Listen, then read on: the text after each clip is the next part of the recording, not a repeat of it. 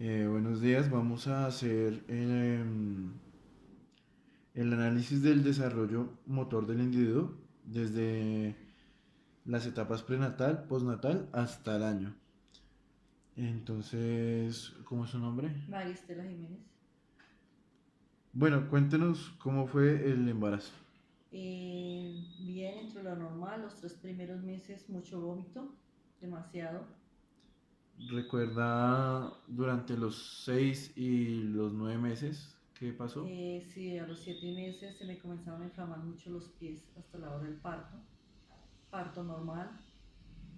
Bueno, ¿el embarazo presentó algún riesgo? ¿Fue alto riesgo? ¿Fue bajo riesgo? No, normal. Eh, ¿Presentó alguna enfermedad? No, ninguna. Eh, ¿Desde qué mes empieza a moverse? Desde poquito antes de los 3 meses ya comencé a sentirlo. ¿Y qué tanto se movía? Bastante, bastante. Durante el embarazo dormía mucho o se mantenía en constante actividad. En actividad, trabajando, ¿Hasta qué mes trabajó? hasta el penúltimo día de, de, de tenerlo, ¿no? De Hasta nacer. el noveno mes más o menos. Sí, todo el tiempo trabajé. Listo. ¿Cómo fue su alimentación? Lo normal. ¿Con qué se alimentaba? Siempre, yo siempre he comido mucha fruta, lácteos y en general, normal la alimentación. Eh, ¿Fumaba o tomaba? No, para nada. ¿Y alguien cercano lo hacía? No, tampoco. Listo. ¿Cómo fue el parto? Normal. Listo. ¿Tuvo alguna complicación después del parto? No, ninguna. ¿El bebé dormía mucho? Sí, dormía bien, sí. ¿Pero dormía bastante, más de lo normal o era activo? No, era activo, o sea, era un niño entre lo normal. ¿Tuvo algunos problemas en la infancia? Eh, sí, un poco, nació un poquito bajito de peso, pero no más. ¿Y recuerda desde qué momento?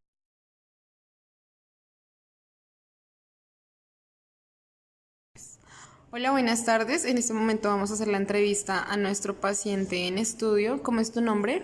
Mi nombre es Alejandro Sáenz, ¿Cuántos años tienes, Alejandro? tengo 21 años. ¿A qué te dedicas actualmente? Estudio, trabajo y ya. ¿En qué trabajas? Trabajo en una bodega, ¿Y qué tienes que hacer allá? administrar la llegada y salida de pedidos. Ah, ok. ¿Y qué estudias? Estudio fisioterapia.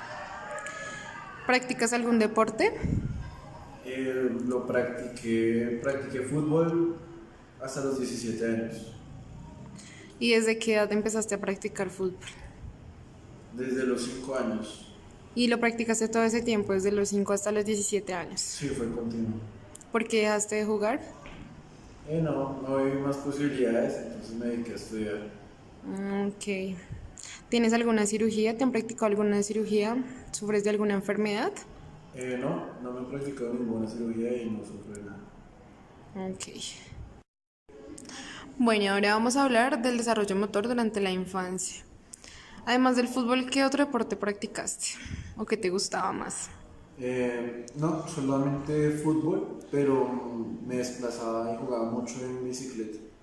No sé si tal vez eso contribuyó a alguna funcionalidad motriz o algo así. ¿Y recuerdas cuántos años tenías cuando empezaste a montar bicicleta? Como 6 7 más o menos. ¿Y qué tal fue ese aprendizaje? ¿Fue rápido? ¿Fue lento? Fue rápido, fue un aprendizaje rápido. Ok.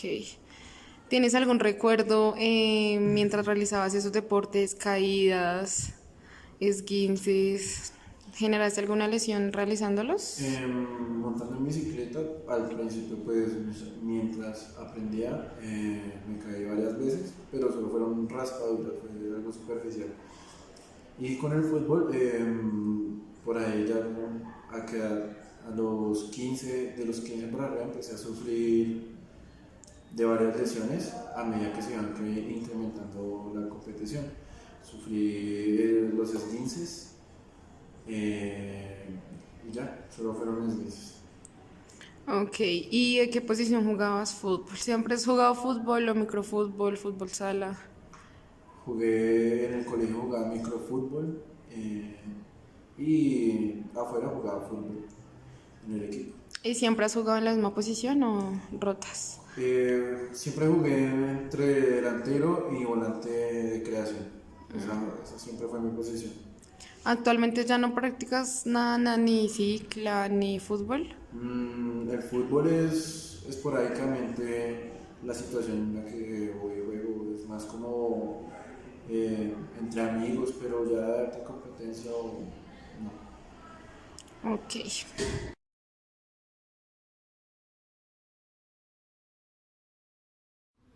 A continuación vamos a evaluar a nuestro paciente en el sistema vestibular, a partir de la prueba de Utenberger que evalúa el equilibrio dinámico de nuestro paciente. Lo que va a hacer el paciente es hacer una marcha al estilo militar con una alternancia de las dos piernas y los ojos cerrados. Si la prueba es negativa, el paciente se mantendrá en su posición y no habrá cambios de dirección.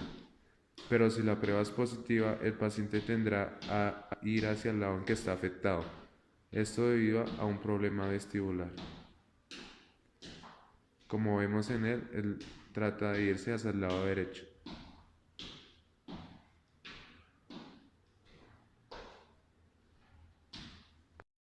Bueno, a continuación haremos la prueba a partir de sonidos graves, en donde él tiene que discriminar en dónde está el sonido. Entonces, a continuación aplicaré los sonidos graves.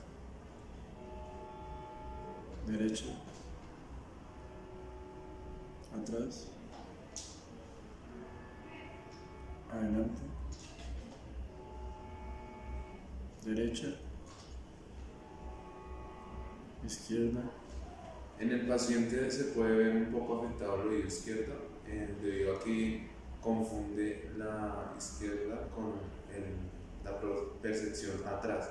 Entonces, digamos, se puede decir que pierde un poco la audición hacia ese lado.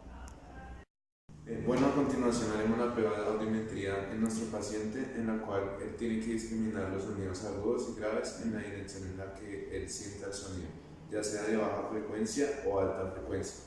Entonces, a continuación haremos la prueba.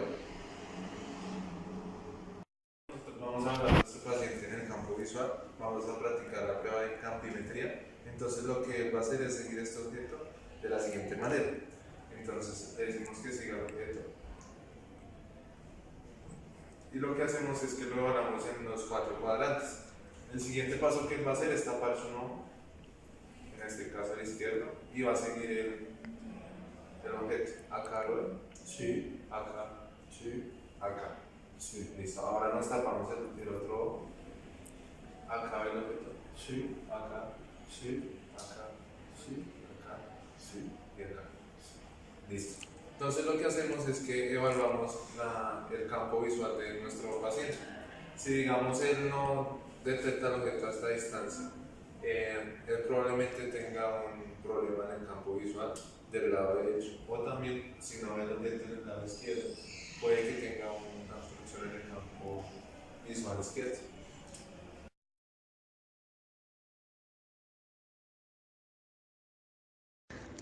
El autor plantea 4 fases dentro del proceso del aprendizaje. Estas funcionan en modo de escalera y se denomina la primera como incompetencia inconsciente, la segunda como incompetencia consciente, la tercera como competencia consciente y la última y cuarta fase se denomina competencia inconsciente. Estas influencian en el modo del aprendizaje de una nueva habilidad. Esto se va a ver reflejado en nuestro paciente a lo largo del desarrollo de la habilidad que planeamos hacer. Buenas tardes, mi nombre es Alejandro Sáenz, del curso de neurocinética. el video está relacionado con aprender y desaprender una habilidad, y la habilidad que yo voy a desaprender es dejar de hacer la versión tradicional con el empeine y empezar a hacerla con el borde externo. Esa va a ser la habilidad que voy a aprender.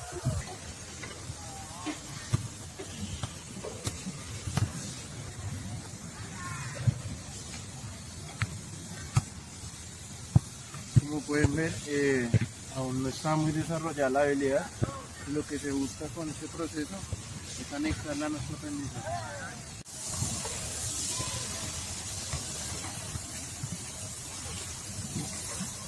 La primera fase se denomina como la fase previa a empezar a aprender. Se muestra en el paciente que no es consciente de lo complejo de aprender la nueva técnica y de realizar sus movimientos de manera continua y práctica.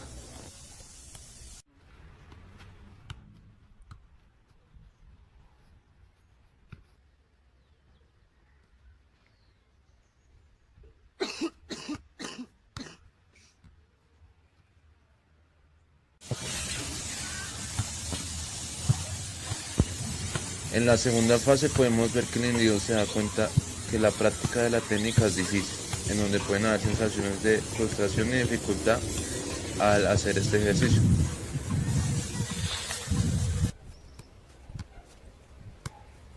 Aquí en la segunda fase también vemos que el paciente se va adaptando a la técnica que se va a aplicar para realizar el movimiento. En la tercera fase lo que vemos es que el paciente percibe que no realiza adecuadamente el movimiento, pero a medida que éste practica va mejorando, lo que se ve claramente en la cantidad de golpes que se realiza con el borde externo al balón. También por la programación, anticipación y representación del movimiento más preciso.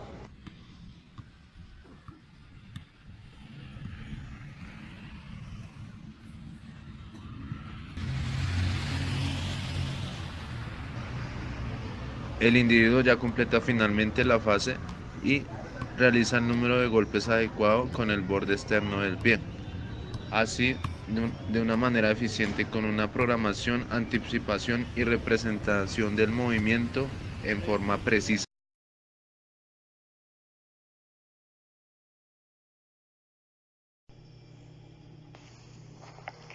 Bueno, haciendo el registro de errores, podemos ver que al principio de la prueba el paciente presentaba que por 2 aciertos, un error. Progresivamente fue cambiando y a medida de las sesiones de práctica empezó a distribuirse de entre el primer día se logró de 5 a 6 acertadas con un error. Con el paso de los días fue aumentando. En el segundo día se presentó de 5 a 6 a 11 acertadas con un error. El total de errores que hubo al final, contabilizando todas las sesiones, fue de 32 errores. Y el máximo de aciertos fue de 25, con un parámetro de 25 acertadas por un error. Respecto a la base de sustentación, al principio se veía que él abría mucho los brazos, que el paciente abría mucho los brazos para brindar equilibrio, ya que su otro pie de apoyo lo tenía elevado, y pues mientras que adaptaba bien su técnica y adquiría el gesto a su aprendizaje.